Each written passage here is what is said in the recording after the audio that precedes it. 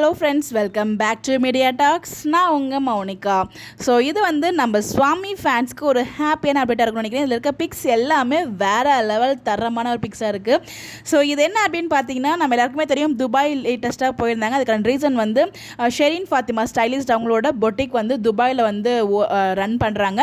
அதுக்கு ஸ்டைலிஷ்டாக நம்ம சுவாமி ப்ரோ தான் வந்து ஸ்டைலிஷாக இருக்காங்க. அந்த ஒரு ஃபோட்டோ ஷூட்காக தான் பிரவீன் சார், சாய் பிரமோதிதா மேம், அப்புறம் நம்ம சுவாமி ப்ரோ, அப்புறம் அந்த டீம் அவங்க எல்லாருமே வந்து போயிருந்தாங்க. ஷெரீன் ஃபாத்திமா அவங்க எல்லாருமே போயிட்டு அங்கே வந்து நிறைய ஃபோட்டோஸ் வந்து எடுத்திருக்காங்க. ஸோ டிஃப்ரெண்ட் லொக்கேஷன்லேருந்து ஃபோட்டோஸ் எல்லாமே எடுத்திருக்காங்க. அது எல்லாமே ஜோகா சஸ்வென் அப்படிங்கிற ஒரு இன்ஸ்டாகிராம் பேஜுமே ஓப்பன் பண்ணியிருக்காங்க. அதுதான் அவங்களோட ஷோரூம், ஐ மீன் அவங்க பொட்டிக்கோட நேம்னு நினைக்கிறேன்.